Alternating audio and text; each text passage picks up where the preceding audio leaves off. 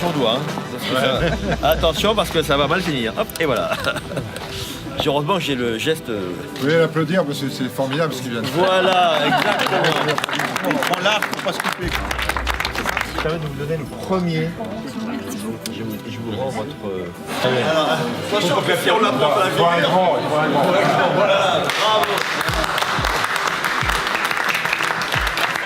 Donc nous avons voulu que ce soit un centre intergénérationnel. Qu'est-ce que ça veut dire? Ça veut dire que donc nous avons fait ce qu'on appelle une grande halle qui relie ces entités là où nous sommes, si vous voulez, qui est chaleureuse, hein, donc en bois, nous en parlerons un petit peu tout à l'heure, dans lequel en fait nous avons en fait les services qui viennent se greffer sur cette halle. Donc nous avons, comme vous le voyez ici à votre gauche ou votre droite, le coiffeur, le kiné, la cafétéria, qui représente chacune des entités en fait compte donc de fonctionnement et d'accueil. Vous avez pu le constater, l'architecture fait la part belle aux espaces communs. C'est le rappel qu'un établissement doit s'ouvrir sur l'extérieur, qu'il doit accueillir, proposer des animations et se projeter en dehors des murs qu'il enseigne. C'est pourquoi nous ferons tout pour que chaque résident y sente bien, y trouve beaucoup de bonheur au quotidien, pour le résident mais aussi pour le personnel.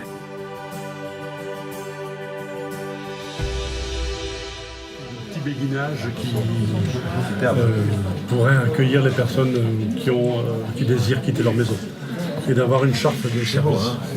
C'est quand même beau la baignoire. Hein.